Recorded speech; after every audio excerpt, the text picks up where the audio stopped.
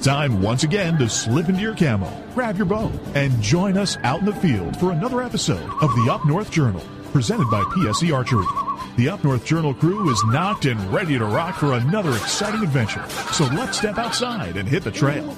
This episode of the Up North Journal podcast is brought to you by PSE Archery, Scentlock Technologies, Scent Blocker, Rambo Bikes, Hunter's Blend Coffee, Limwalker Game Calls, Stanislawski Releases, Copper John Sights, Easy Cut Outdoor Products, Fourth Arrow Camera Arms, Wind Sense Hunting Sense, X-Stand Tree Stands, Spot Shooters, Gut Check Indicators, and PackerMaxx Cultipackers. And don't forget, you can catch us in syndication at 2 p.m. Eastern Time on goodtalkradio.com. Welcome back to another episode of the Up North Journal podcast, everybody. I'm host Mike Adams, sitting in the cabin, and a little dreary, a little rainy, wind's blowing, sitting here with Dan DeFault. Wind's blowing. It was raining like the dickens earlier. It was. I had about 2.5 minutes to spare before it drenched me. I got the backyard cut. See, there you go. See, we're both running against time. The 20 by 20 spot that had been underwater all year finally dried up enough while I was on vacation to come home and cut it. And I got the backyard done, and then it downpoured. See, and that's funny because it's like nothing's drying out. No. It's like... It's been rain. Yeah, it's been rain, and then you might get a day, it's like, okay, it's good, and then the next day it rains. Right. So. Well, I left Sunday morning early, a week ago today. Left bright and early, took off on the road. It was drizzling. It rained all the way until I got into about Nashville. Oh, okay. Nashville, Tennessee. All the way. I was waiting for you to say till Ohio border. No, it rained all the way down. Okay. It was drizzling. And then there was no sunshine at all until I got down and I crossed into Alabama. See that blue sky right there? There's a crack of blue sky. See it? Yep. I didn't know what that was. It's been so doggone long. I would agree with you.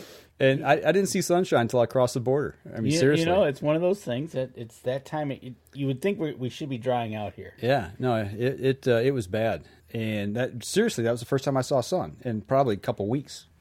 And I'm like, wow, what is that big thing in the sky? You know, and got down to my dad's place down on the farm and kind of hung out for a while. Got his cattle out of the field. Yeah. How much you got? About 70 head. 70 head. Yeah, of beef cattle. So, you know, and when cattle. you're on the farm, you got to eat good. Now, that is eating good. I'm not going to lie. Absolutely. The near half was for me. The far half was for my dad. Actually, I cut that near half in half again and quartered, but I did finish a whole quarter by myself. My brother continued planting in the rain. He must have been planting his garden. That ain't good. Hey, Chris Kreiner, what's going on? Hey, Chris, just a quick question for you while we're on here. Have you seen fawn drop yet? I've heard people are seeing fawn drops, and I've been kind of offline here for a while. Just wondering. So people are seeing fawn drops.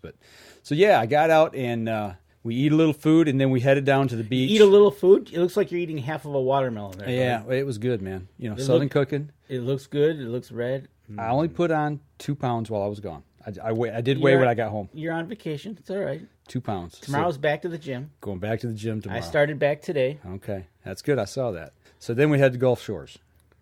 Shores, it's water. Yeah, it's ocean. Head to the beach, and of course, Up North Journal was in the house. Absolutely, I see that. Had to. That was my. That was me posting on the wall for Up North Journal. There you go.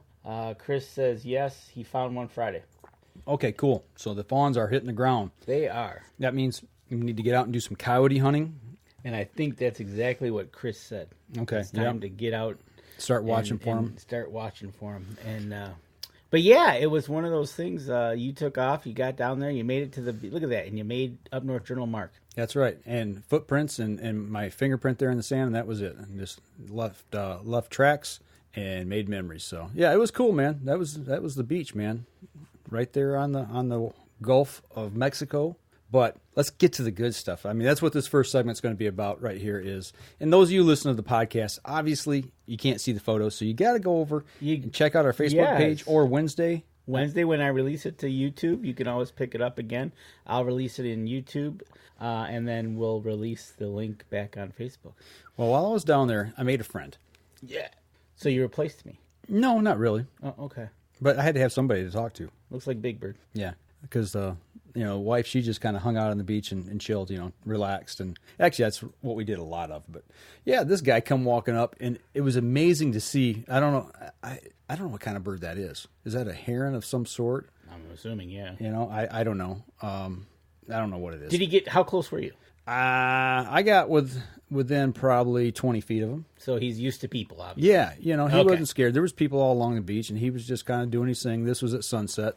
And the cool thing about this thing is there was a guy fishing, and, dude, he got right up next to him. And he stood there and stood there and stood there while this guy was fishing. I bet you he was waiting to see if he was going to catch something. Yeah, I think that's exactly what it was. I bet you he's learned that these guys that do what he's doing bring fish, bring dinner. It's like, give me something good to eat. Give me a treat, That's and awesome. he stood there like that. And the guy kind of looked at him and really, it's like, hey, bud, what's up? And he kept fishing, and he'd cast and fish. And did the guy catch anything? No, but I only seen one person catch a fish. But I did see fish down in the water, quite a few, actually. Oh, okay. But, he hung around for a little while, and I think he kind of got perturbed after he didn't catch dinner. And he started walking off? He's like, yeah, I'm out of here. So, all right, you're not providing here. I'm out of here. Yeah. The only thing that out of the whole thing, if you look on the horizon, and those are oil platforms. And we were like right in line, right straight out in front of us was like the easternmost edge of the oil platforms. I counted 26. Oh, from your view? Yeah, straight out in front, all the way to the western shore. Okay. And I actually, I didn't know what they were. That's why I asked you before we came out. I was like, what are? I thought they were boats, actually. Well, I don't like to see them on the horizon. You're there for the view, but I also understand for us to be able to go up north and do what we do, we got to have fuel. Got to have fuel, So- and we don't want to import it, so we got to go get Right. it somehow. So I'm not going to get on that political kick right now. Nah. So yeah, we hung out, got to see some sunsets and hang out a little bit. There's a couple more little artsy fartsy pictures we'll throw up. But it was all good, hanging out. I got to relax, but I caught a fish while I was down there. Well, what did you catch? I caught this guy. Well, he fits in the palm of your hand. Yeah, he was floating in the water and I scooped him up. Actually, it looks like you could use him as a dagger. Well, I posted this online and we had 3 or 4 guys that listened to the show post and they said, that's a ballyhoo. Now, question I have, is that a small one, big one? Are they small like this? Or? They said put it on a hook and cast it out because that's what they use to catch like big fin tuna and blue marlin and stuff like that. So it's a bait fish. Mm-hmm. Oh, okay. So a ballyhoo. I guess that's what they are called, is a ballyhoo, yes. Let's see if I can find the picture here a little closer. The thing that struck me odd about this little guy was the bill on him is below his mouth instead of above like you'd see like on the swordfish. So would that be to scoop? I don't know. It was like a needle. It was more like a needle on him than anything. A needle, okay. Yeah, like a spear. And on the tip of it, you can't see it right there really plain, but it was red, like a blood red. I don't know if that was Really? if that was to attract. I don't know. I don't know if it's to attract something so he could eat it. But That is pretty cool.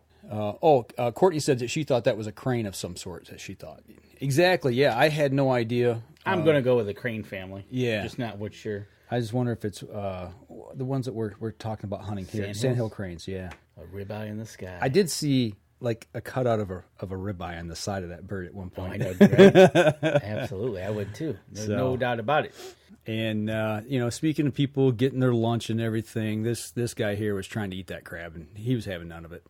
Oh, that was a live crab. That was a live crab, and that bird, seagull there, was trying to get a hold of him. And as he's dancing sideways to get away from him, he's snapping that one claw at him as the bird's trying to peck at him. I wish I'd had video. That would have been funny. That would have absolutely been funny. It was pretty comical. So he never did get him. No, he didn't. He went back in the water and away he went. Did you see that in the morning when you went out? That was first morning, yeah. When you would go out in the morning, did you see a lot of things washed up on shore in the morning? Yeah, more so than in the evening, yeah. Okay. Especially even like seashells and stuff. People go through and pick them up. Right, exactly. That's just wondering. A lot of birds, sandpiper out there doing his thing. I have a feel those things nest quite a bit. But, the best part of everything was a scene like this. I took this photo eating dinner in Florida while everything you see in the photo is in the state of Alabama. We're right on the FloraBama line. And all I can say is, yes, I did go to FloraBama, and what happens in FloraBama stays in FloraBama. There you go, see? Now, my wife and I, we went over to the club across the street. It's pretty cool. If you're ever there, I highly recommend going there just for the experience alone. It was pretty cool. So Excellent. You were recommended to go there, didn't you? Yeah, by Dave Wilkins. Dave Wilkins. So, Mr. Dave. Yeah, I got to see a lot of critters down there. So, while we were there, I didn't see any alligators, didn't see any sharks, but I did see a lot of fish in the water. You know? Cool, that's good. Some of them were, yay long, foot and a half right, long. exactly. You dipped your toes in the ocean and saw all the live things in there. Yeah, and it's just good to relax and recharge your batteries. And I was always looking at critters. Absolutely. It's like, how could I hunt that? How could I eat that?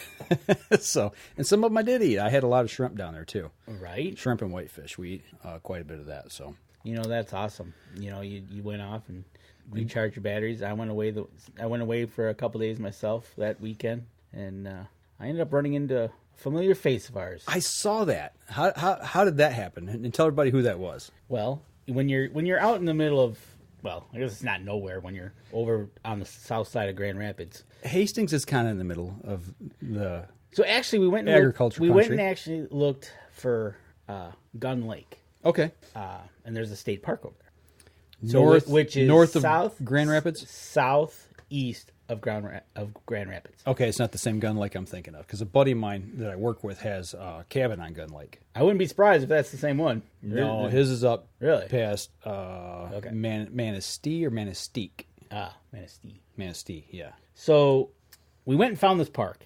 Okay, we checked it out. It was kind of blustery and windy and not really good for fishing. So we're like, we'll just cruise around. Come upon this sign that says Hastings, this way. And you hastily went that way. You ever been to Hastings? Nope. You? Nope. Let's go. All right. So we went to Hastings. So we're driving down, and she goes, hey, there's Bob's Gun and Tackle. I think it's Bait Gun and Tackle. And I remember seeing their ads in the Michigan Outdoors magazines. Right. All the time. Mm-hmm. I said, oh, yeah, okay, I remember. And right underneath that sign is this big black truck that says Killer Food Plots on it. Did you see Nick? So I'm like, she goes, hey, you want to stop? And I said, all right. Here I am in the middle of nowhere on vacation, and I'm going to pull in because there's a Killer Food Plots. Sure enough, I go in, ask where Nick is. And this is I've never been in this place before. Right. And they actually have a bargain barn, which is like an eighth of a mile behind the store. Okay. So you have to take a 2-track down to the bargain barn. That's cool. Right. So pull up, walk in, and there's Nick giving his speech. So I got to talk with Nick. That's cool. Yeah, so we're going to have him on the show and talk with him a little bit. And it is that time of year. It is. Talked with him and Lincoln Roan, and they live so close to each other up there. But no, I got to see Nick on my little vacation there, and it's amazing when you're out traveling in the middle of nowhere what you run into or who you run into. Right, absolutely. So he was talking about getting things in the ground, food plotting, and he had about a dozen people there. Okay. And they were listening to his seminar, and it was pretty cool. So, yeah, got to see Nick and talk to him a little bit. Well, I know you mentioned Lincoln Roan and Nick. You got something going next weekend. Absolutely. I tell you what, let's take a break. Come back. I want to pick your brain a little bit about what you got going and what you're going to be doing at camp here. All right. To get prepared for deer season. Absolutely. So we're going to step outside real quick, and we'll be right back after this. PSE Archery has reinvented the way you buy bows. From now on, you can make the most educated decision possible by basing your bow choice specifically on your shooting needs and goals. All you need to do is ask yourself, what kind of shooter am I? What do I want to achieve? PSE will help find the right category for you. So, what kind of shooter are you? Find out at psearchery.com.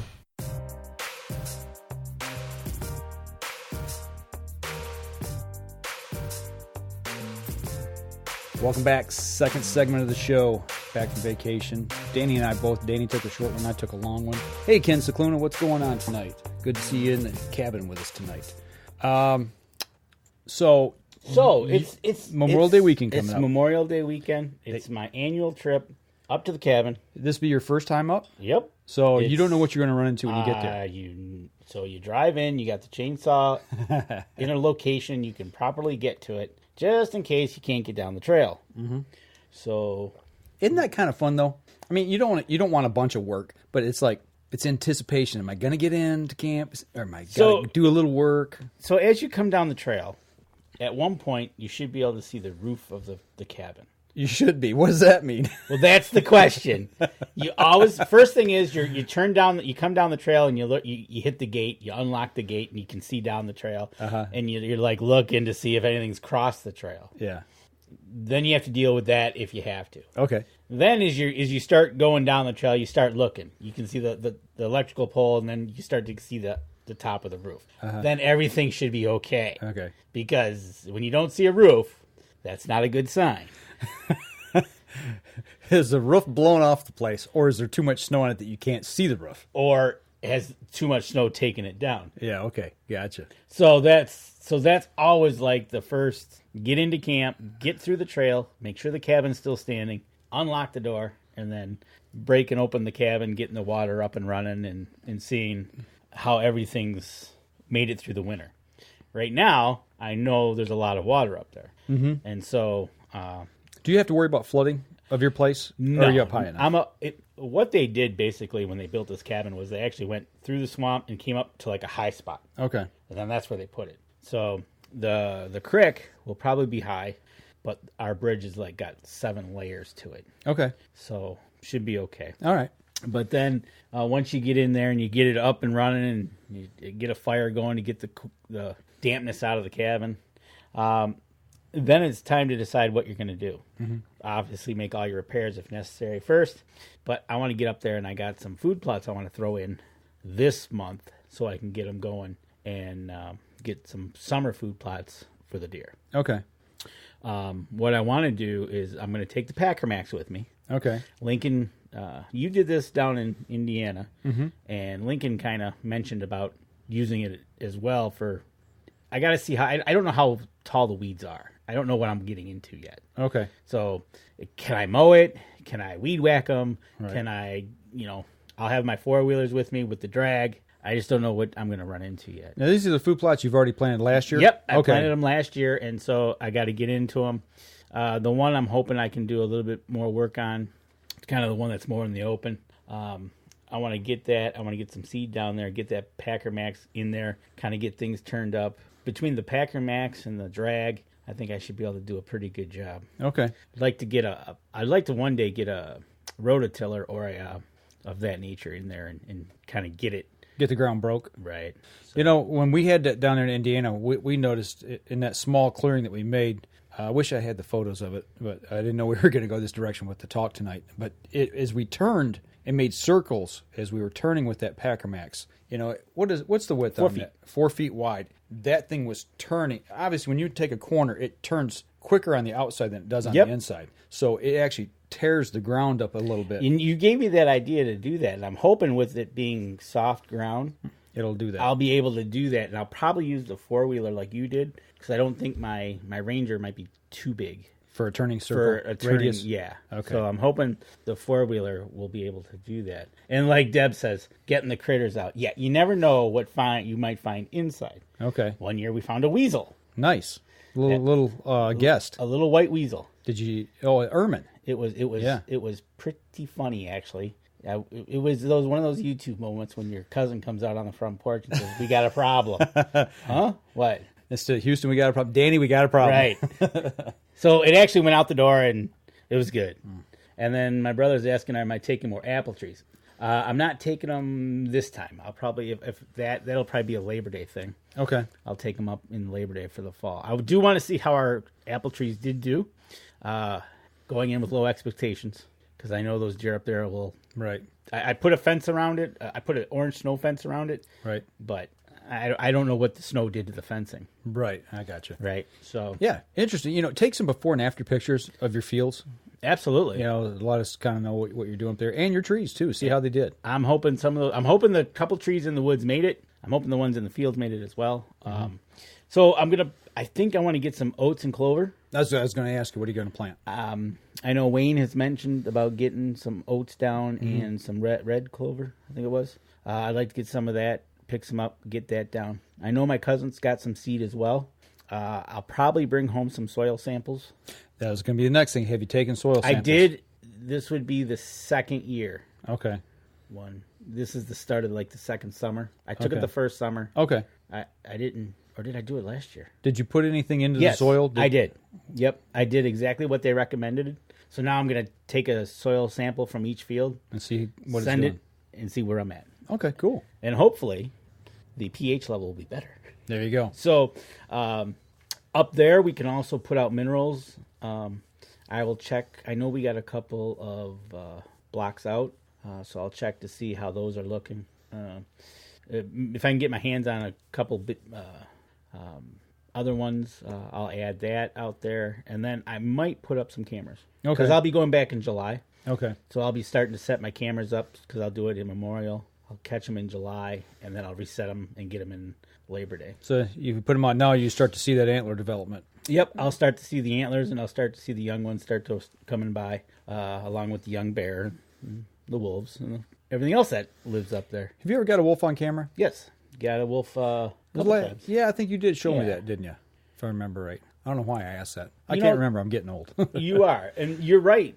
So Ken is going to plant some chestnut trees up on their property. Interesting choice. In the UP.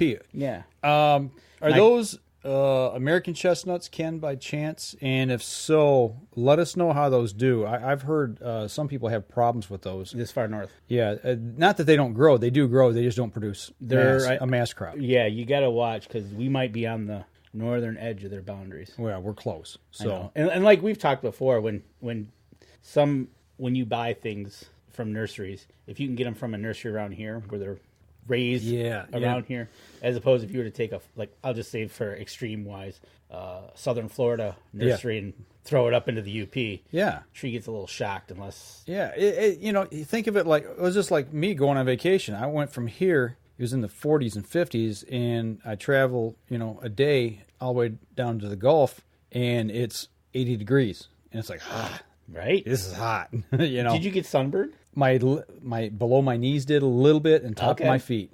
And I saw you were wearing the Cabela's quick dry shirt. Quick dry shirt. Yeah, the real cool one that actually pulls perspiration. And some people were giving me a little grief about it. Hey, you're supposed to be out. As a kid, I spent a lot of time in the sun roofing houses, and I used to blister like crazy. And, as you get older, you worry about skin cancer, so I cover up, and I use my fishing shirt. I tell you what. It was nice and cool. Well, that's along those lines, and this is just a safety thing, wearing ear protection now to cut my lawn. Yeah.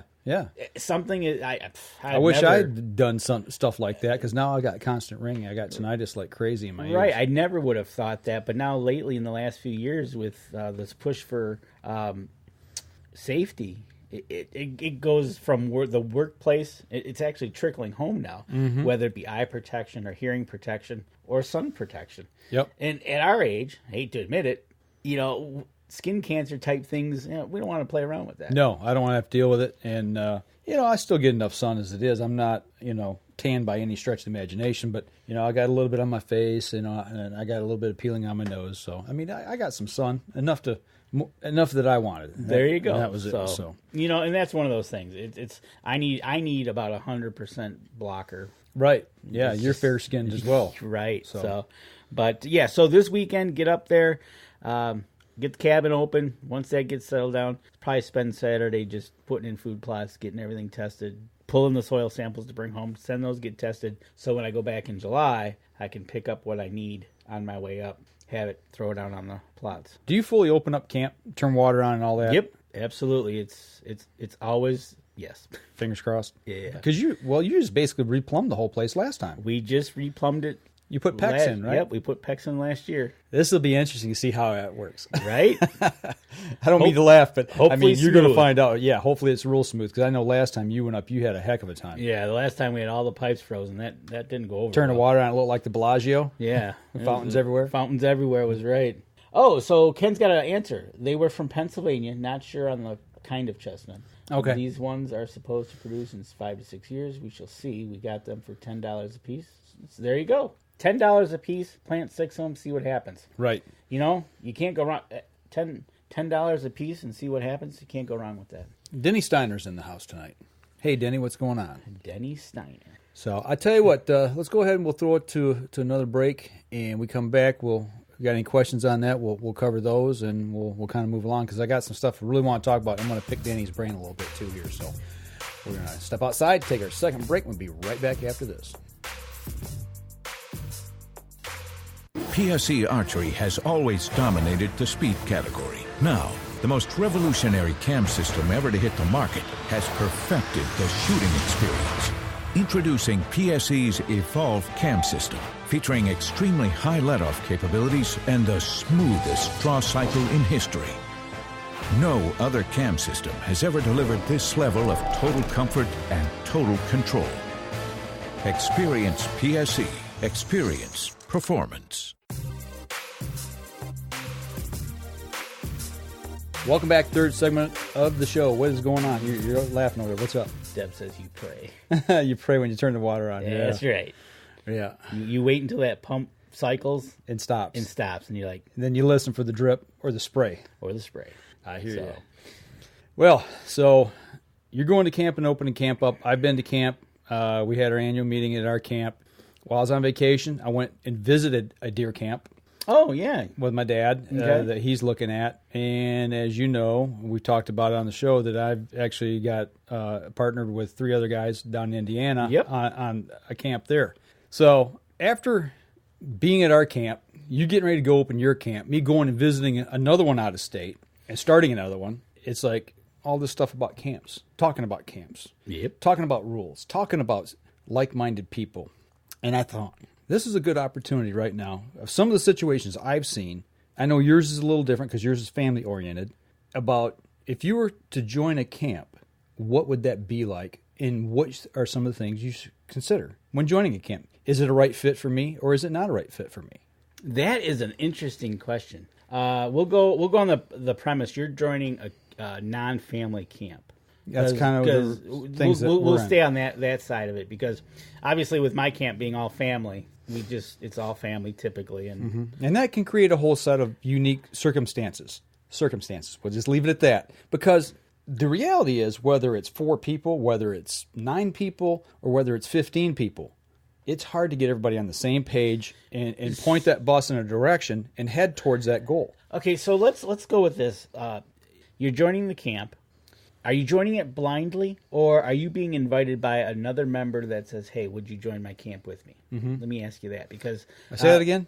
Are you joining it blindly? You're just, hey, there's an opening here in this camp, I want to join. Yeah. Or are you having a friend say, hey, I got a camp, would you like to join and come into our camp? Right.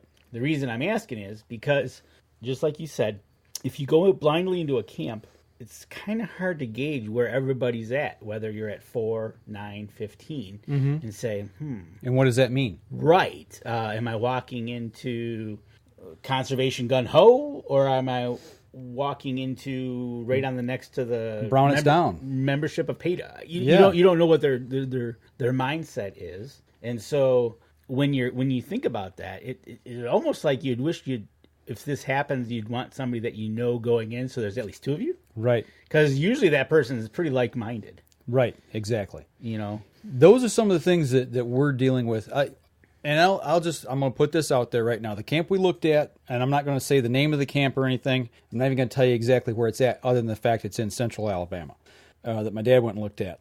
And they're looking for members. They've had 5 people leave their camp, and it was because of not being like-minded. And at the camp I belong to right now, the one here in Michigan, we had 4 people just step away from our camp for the same reasons, because of what people expect out of camp and the things that the camp actually offers. Well, it's almost like if you're doing an interview, like the first question is, what does camp mean to you? Right. Because to some people it means, hey, I'm going to go up. I'm going to be a person that hunts most of the time. I'm going to be up there quite often throughout the year to see how it goes. Yep. Or are you the guy that, well, it's November 14th. I got my gun. I got my bullets. Yeah, I got my orange. I'm going north to camp. Yep. I'm going to be there 3 days, maybe, and then I'm going to come home. And that's all you see of camp for the entire year. So that has...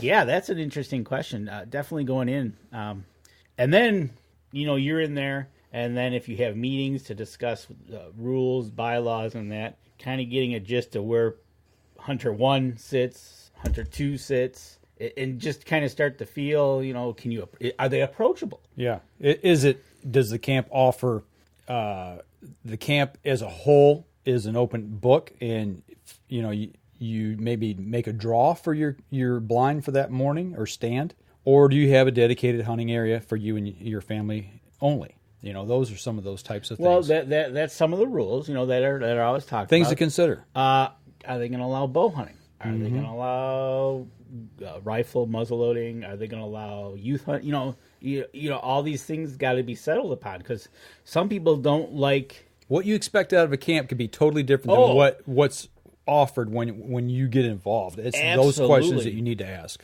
Right, and like I know you had when you started getting your camp at the time up here in Michigan, going down we need to shoot more does because obviously you were overrun by them, and some people didn't take it the right way, and you had to have a sit down and have a hunter to hunter talk with them and say, hey, it's going to be okay, right? And lo and behold, the next year you were covered up in them again, right? So when you can't put a food plot in. And you sit there and look at it and go, and you can't figure it out if it's growing, but yet it's only this tall. You put a grow cage in, and it's this tall inside the grow cage. Right, exactly. So yeah, you got issues. But those are the types of things, old school hunters versus new school. What I call new school, people who are of the land management and wild game management. Herd management style versus, like you said, I'm not shooting any does. I'm not going to do that. We just don't do that. I tell you what. Let me ask you this. See, you might not. I wish I had the technology today that I had when I first started hunting to show at the time the older guys. Because the decisions they made back then were like, but if you see it on a game camera, you'd be like, they are here. Right. We got to do some things in this forest. And that brings up land management, right? Right. So... And to answer my brother's question, has it ever not leaked when you opened it up?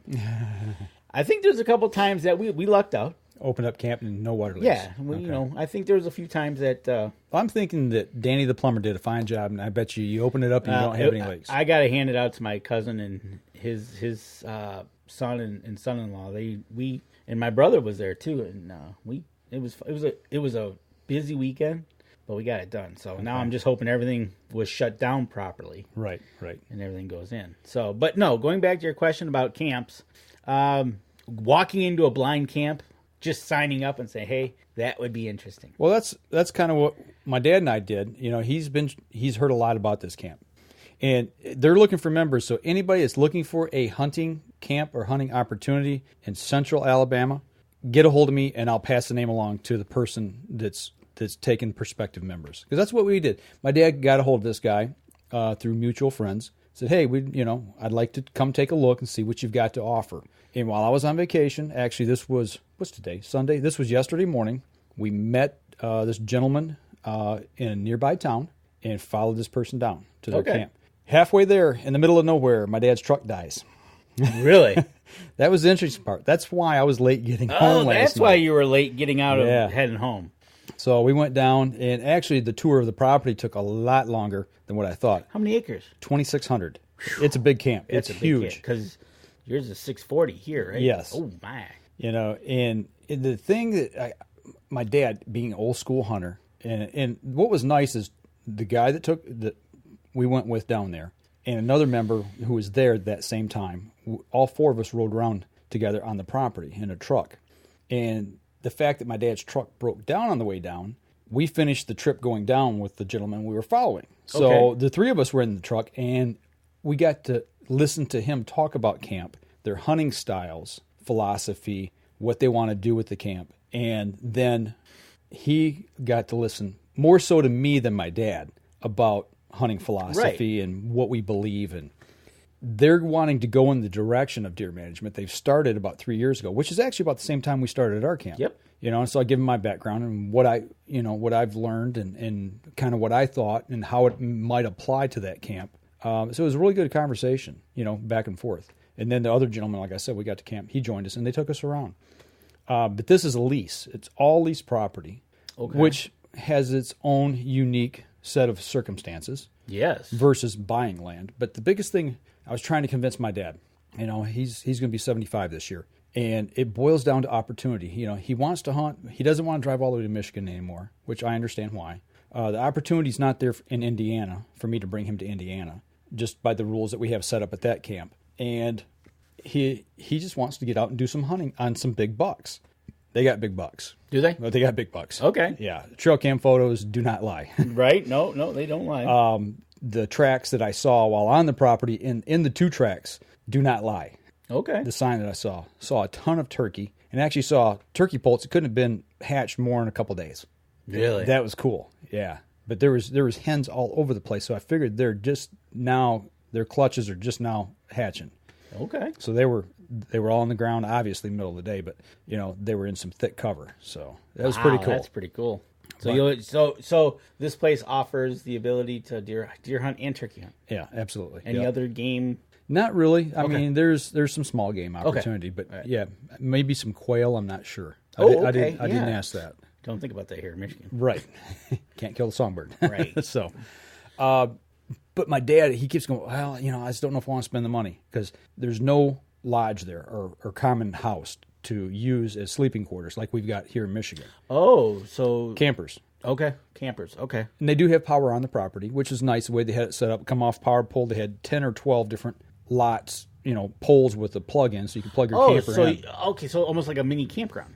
Yep, exactly. Oh, okay. So you bring your camper, you're hunting the leases. Yep. Oh, okay. Yeah. And I kept telling him, that's like, Dad, you don't understand. In order to hunt big bucks now, just the reality of hunting in today's world, if you want to hunt big bucks, there's 3 things. You either got to join a hunt club or you've got to buy land. And, the hunt club like we've got, you got to buy into and then pay dues. Or you get into one like down there where there's no land, you lease it, so it's just annual dues. Right.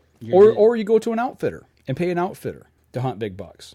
Yeah, we see it here in Michigan that there are big bucks on state land, but that's not guaranteed. You can hunt that buck regularly and go out there and there's somebody sitting in your tree right next to your tree stand. Exactly. Yeah. So the opportunities here and basically anywhere that to get on state land. I don't know if state land down there or they have a type of state land. Oh yeah. Okay, they do. Okay, good. Yeah, there's national forest within about 2 miles of of my family farm. So my guess is when the season opens up, the deer leave and head for private land. Down there, that national forest is it's extremely hard to hunt because it's deep ravines and hills. Really? Tall. It's just one after the other, and no four-wheelers or vehicles allowed. So it's all walking. Yes. And you can be walking for a while. You could walk for days. Oof. Days. Yes. It's that big. I mean, it hunts big. It is big. Wow. A lot of people get lost in there. Is there an amount? How many hunters limited to this camp? Yes, they've got 12 total memberships, and I think they're looking for 4 more people, I think. So, okay, so you talked about that's another part of going into a camp or getting pulled into a camp or whatever you're going to call it. Being able to sit around and talk. Being able to sit around with the guys or gals and finding out what their thoughts are. Right. You had a little bit of opportunity, which was kind of cool, to hear his philosophy. Yes. And then he listened to your philosophy. Yep. So that's kind of cool.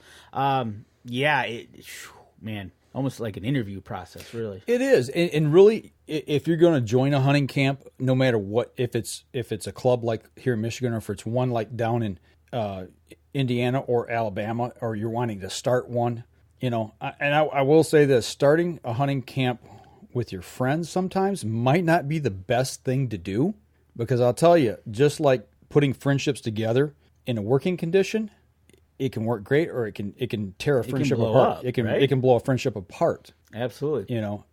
Luckily, Up North Journal is the reason I met you.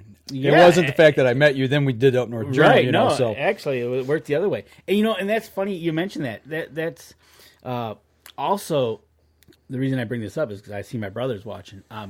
He hunts private land, but he hunts basically it's a narrow strip. Okay. So depending on which way it goes, he might have issues going to one neighbor as opposed to another neighbor. Right. So and that's another dynamic that we have the same problem up at our camp as well. If it goes, we know if it goes to one neighbor, he's going to be pretty cheesed off, and we still don't know why. But it's just like, so not only do you have to have relationships within the camp, try to get relationships around the camp. Right. Because that's a tough one. When you've got, well, like we have our co-op up up at our place. There's been some issues with that I'm not even going to get into here on the show. But if you're trying to get somebody into the co-op, or somebody's trying to get you to join a co-op, and there's friction between you guys, that can cause huge implications. And that friction can be over something really, really small. Or really, really big. Or really, really big. Yeah. And then you might not even know you cheesed them off. Yeah. So communication is a big, big thing. You see it at your job, and I see it at my job. Yep. So if there's one thing that's definitely you got to check into in a camp is communication factor. Mm-hmm. It's become a lot easier with emails and the internet. Right. You know, I know you had your with your place up north able to share photos and everything. And right. Get on a Facebook page, private, and you know that man do that back in the day. I remember when my dad they had hunting meetings. Mm-hmm. Basically, there's a barbecue over at the guy's house. But, right. You know, it's like, hey, we're going to go over, and all the guys from the camp are going to be there, which is pretty much mainly all family plus a couple others. Then we go have a barbecue, and they talk or whatever. But yeah, I'd say communication, knowing your neighbors, knowing who you're getting in with. Knowing the people in your camp. Right.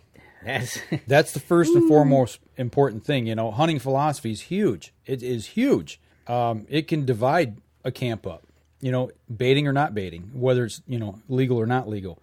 Do they like? I'm just gonna throw this out. Do they like the youth season? Right. Yeah. Because I know in this state, there's some people that are they dead set against it. Dead set against it because they think they go out there and the kids don't shoot the bucks, the parents do, vice versa, whatever. But yeah, you'd have to. You know, when can you go into the woods? Yep. Is there a quiet time beforehand? How long is that quiet time? Oh, that is one rule at your camp that just absolutely just bewilders me.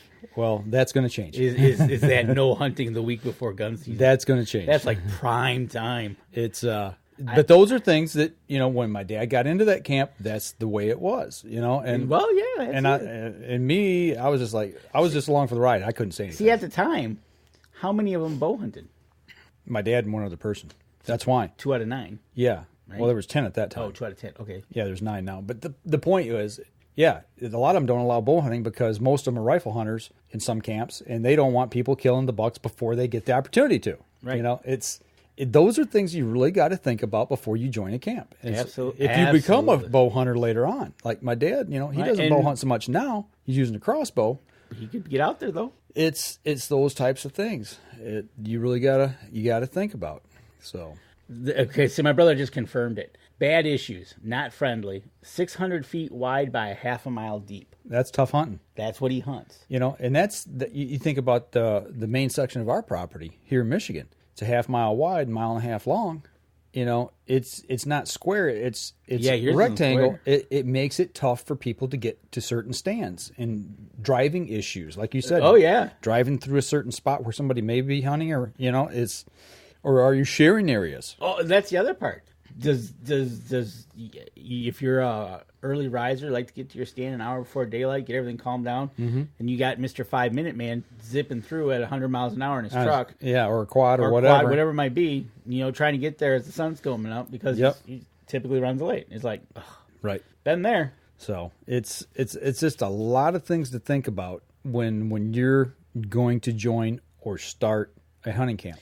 And that even goes if you guys join up together and not even a camp, but just say a group that starts going to a state land area, because then you run into you get into we're in this area all the time, but then actually I think it was Patrick Durkin, he on his elk hunts he'd always go to the same place, and all of a sudden one year shows up and there's somebody else there, and he's like, uh-oh. You know, so that's push in deeper, right? Yeah. So that's some of the things. You almost want like an interview process, but things change over time too. Yeah, absolutely. And actually, that's what we're doing at our camp. So, just putting that out there right now. Like I said, we've got four memberships open at our place. Yep. So, if anybody's looking, we're looking. We're not ready to take anybody in just yet, but that's something. If you're interested, just PM me and let me know, and we can talk. We can talk. So you gotta like talking. But yeah, it's strange how a critter with fur on him and antlers on his head can divide people so strongly. you know. Right, exactly. So you know how that goes. Absolutely. So I tell you what, let's step outside. Let's take our next break. We come back, we'll wrap up the show. We've chewed up a little bit of time here, so we'll step outside and be right back after this.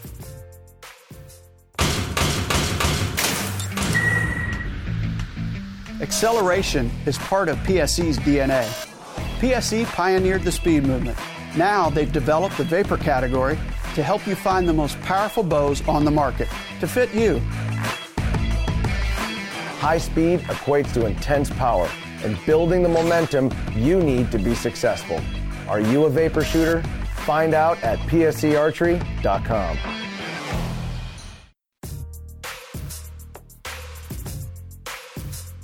Welcome back. Last segment of the show. We got about 10 minutes or so here to Last segment of the show. chat it up a little bit, talking about deer camps and joining deer camps or starting deer camps and bringing new people in or what have you. It's you know, I would joining a blind one would be interesting, but could be dangerous. I'd rather join with a friend anyways. Well, you know, my dad joined that way. He actually joined kind of blind when he got into the camp.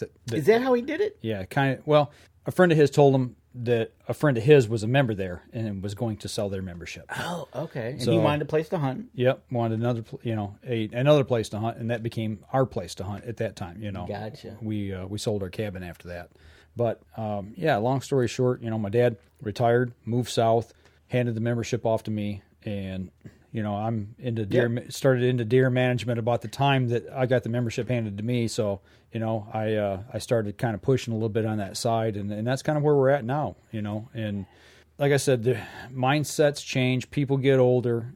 The way people hunt changes, or maybe they don't change, and the group wants to move a direction. And that's kind of what happened at our place. You know, the group wants to move a direction, and some didn't want to go that direction, and things in their life had changed, and they decided, okay, well, you know what, we'll just let somebody else come in and and take the camp in that direction. And my family, gosh, always hunted the UP. Yeah, they had one spot, hunted for years together. Tradition. And then then we ended up moving to another spot. We sold one spot, and it was like I said, that's why I wish I had my knowledge back in the 80s and I was a little bit older, but stuff happens. It is does. what it is, you know, right? traditions sometimes get in the way of hunting camps as well.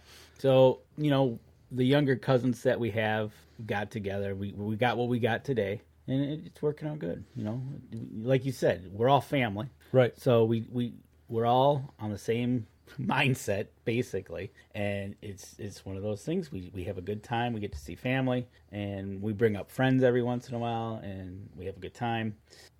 But yeah, it's pretty cool. Traditions are fun. They're fun, but they can also get in the way of some things that you're trying to accomplish. Oh yeah, especially if you get some. Well, if you get some people that are doing it for the word I'm looking for, the I want to say chic, but I'm a hunter and I'm gonna go sit in the lodge and I'm gonna go kill a deer. But that's about all I'm gonna do. The male machismo side of it, right? It's you know, look at me. I go to a lodge and I do this and I do that. It's just like, well, yeah. I just want to go in the woods and.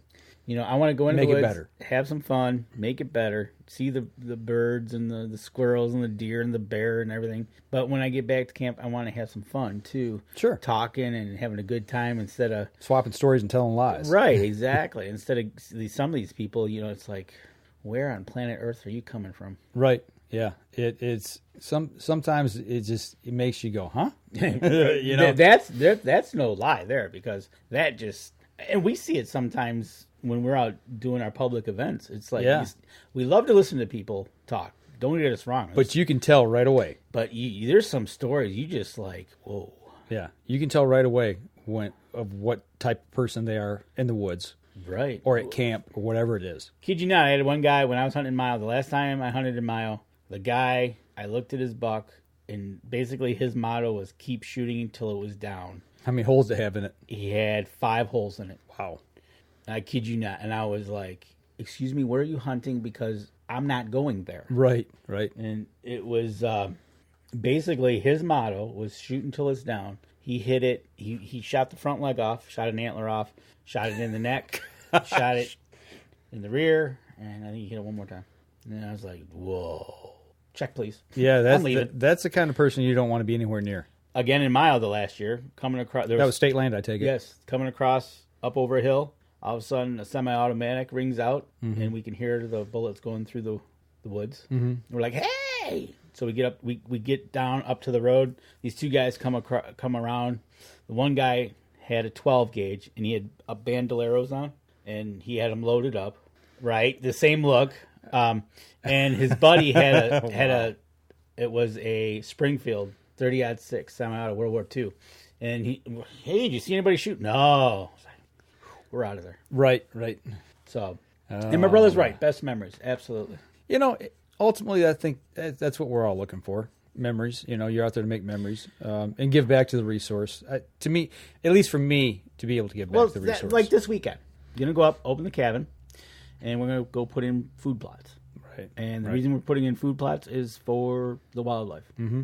The reason why we did our forest project, for the animals. Yep. Help out the state as well. Mm-hmm. You know, get some of that firewood out of the woods for them. So in case there is a forest fire, God help us, it doesn't burn the whole state down. Right. But it's just the love of the outdoors, man. Yeah. And I tell you what, it's just can't wait. You know, once I got down there to the place we were looking at down in Alabama yesterday morning, it just, I mean, when I was on the beach, it was just, relax, kick back, take it easy. Okay. You know, yeah, I was on Facebook a little bit, I'll admit, you know, checking emails. I mean, it's just, you have to in today's world. But I didn't do it nowhere near as much. Didn't watch TV. You know, I turned it on, I think, to watch the weather. I think my wife was getting a shower at one point, and I turned on a hunting show. Go figure, you know. You just, that's what you do on vacation like that. But once I got down there on the property, it's like, okay, if I hunted here, how would I hunt that? Right. How would I hunt that draw? You know, how would I hunt that ridge? Okay, what type of woods are here? What was it mixed woods and fields? A lot of pines. See, this most of this lease is Weyerhaeuser lumbering industry. Oh, okay. You know, they do a lot of cutting. You can see they've cut twice in the last 8 years in spots. Okay. It's not like they come through and just buzz the whole 2,600 acres. But, you know, right now they had just cut probably about 80 to 120 acres on the side of a slope. You know, I mean, they went through and they cleared it. So basically they've set up these tracts of lands. They'll come in and take out a spot for this year. Yep. And then be done. They're off to their next spot. Yep. Okay. And it might be, they may not cut in that area for another 4 or 5 years. Right. You know, that's what my forest manager, he kind of said, if you got it going, you could almost literally just cut 20 acres every year. I think it's 20 or 10. Checkerboard it, kind of. Yeah, and then when you're at the other end, come back and do it again. Start again. Yeah. So yeah, it was interesting to see that, but like I said, it really makes you think. Okay, well now if they come in here and cut where they had that cut, it's like, is that huntable this year? Probably not. What do you do with the blind? Where would you move? Would you hunt the edge? How long does it take the deer to come back into that area? You know, it's very interesting. Once you've hunted a piece of property for a period of time, you got it figured out. Well, let's take Mike and move him here, and you're going to hunt here now. That's a state or two away, or 5. Figure it out. See, it makes you think. Typically up by us, if there's a fresh cutting, deer in it, go hunt it. Yeah. Now down there, I don't Pines not so much, but they do have hardwoods. Okay. You know, there were some hardwoods on there as well.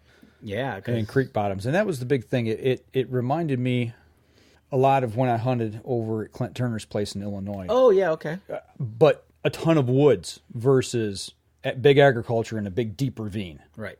Is where he was at. But it reminded me, hunt the draws, hunt the corridor, travel corridors, you know, the creek bottoms and things like that.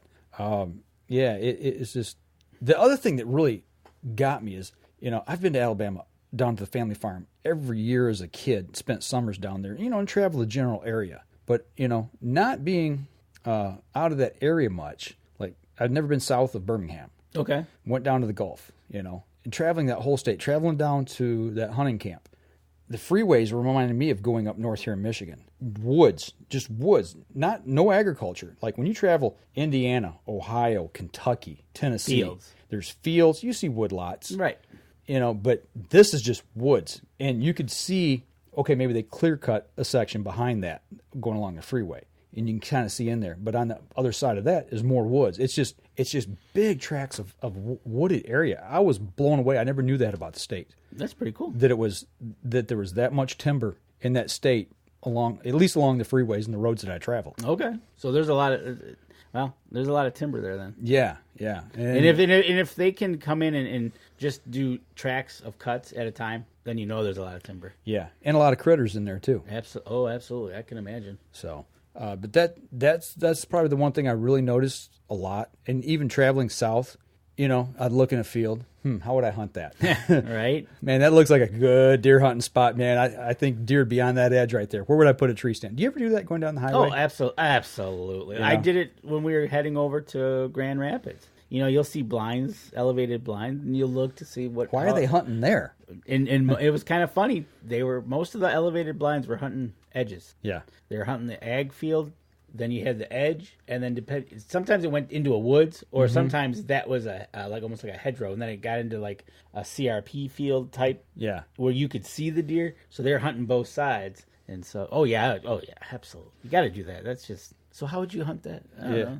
See, that's the problem. As the older I get, my fine motor skills aren't quite what they used to be. So as I'm driving, I'm actually kind of turning the way I look, and Shannon gets out. She's like, "Keep your eyes on the road." Oh yeah, I get that too. You look, you drive, I'll look. Yeah, it's like, well, you're not looking at what I want to look at. Right. You're not. I'm trying to think this through.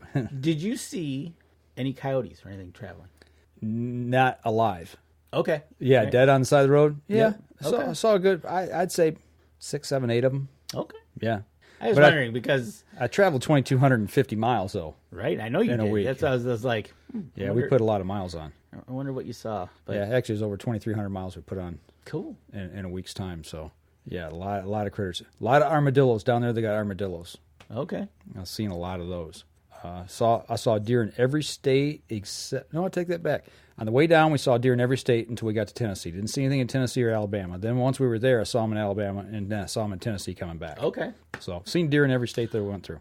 I had a incident yesterday, real quick. I saved a turtle. Middle of the road? Yeah. Stop out and carry him over? We were on one of the road behind me in the subdivision. Mm-hmm. This car's over, parked, and we pull up next to her, and we were on the Ranger, and she goes, "It's a turtle." It was a big turtle, a big snapper. Okay. I go, "This is why you carry gloves with you." And I picked it up by the tail and put it back, but it was big. It was a big turtle, so make soup out of him, man. That's what I kind of thought. I just said, "Nah, I'll just return him." Put him back. Yep. So it was good for cool. you. Yeah, that was my good deed for the day. Good deed for the day. Yeah, yesterday was beautiful up here. Then you brought the weather back. So. I did not bring it back. It followed you. Okay. It was here when I got here. No, I don't believe it. I'm sticking to that. That's the story I'm sticking to. So, well, I don't know. That's about all I got. I mean, it was a good vacation. I got to get my feet on another piece of hunting ground, and cool. To look at, and that's always exciting. And listening to people talk about hunting, and so we're gonna get back to the gym this week. Yep, I've been there. I did my legs today, mm-hmm. So we'll do arms tomorrow. Because Wednesday we're gonna be back on here live, right? Wednesday we're gonna be talking with Tread Barta if he has phone signal. And okay, I got some messages this week, and I'm just going to throw this out there. People like, man, you guys ran Tread again this week. Well, you know what? I was on vacation. I do deserve some time off, and we reran a show that we actually recorded Wednesday with Tread. Right. And I even went on live and told them everybody. First of all, it was Mother's Day. Right. And then it was you were on vacation. Right. And I had just gotten back. It's like. So with that being said, if there's some things that you want us to talk about on the show, let us know. Yeah. Drop us an email, drop us a private message, text us, whatever. If you've got our phone number, let us know. But no, we're not turning the show over completely and covering that whole. We are going to cover the whole trip, but we're going to do that on Wednesdays. So we're running a special segment, a side show. Yeah, on Wednesdays. So we're going to have that as a supplement to our regular show. So and we should be back next Sunday night. You're coming back. I should be back. Okay. If not, I'll give him a call and we'll get him on the phone as he's driving down the highway. If not, fighting traffic. If not, I should be in an area where I have cell phone signal. Well, if you're running a little late, maybe we'll put the show off just a tad. Yeah, we'll see. So but we always try to beat the traffic back on Monday. Gotcha. So because orange barrel season is in full swing. It is, and I hit a lot of that on the way home. Did you? Oh, yeah. Yeah, there was a lot of construction. Didn't slow me down so much, but, yeah, there was a lot of it.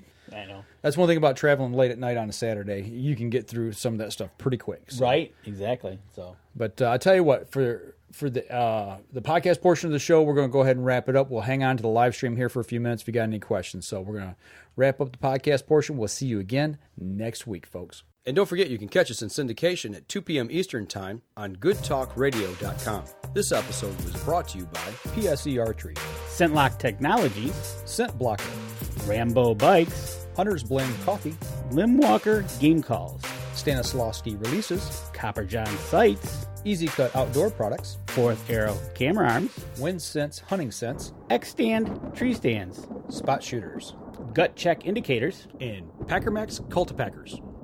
Thanks for listening, and join us again here next week. Until then, remember, as we always like to say, if you're out on the water or in the woods, shoot straight and be safe. Until next week on the Up North Journal.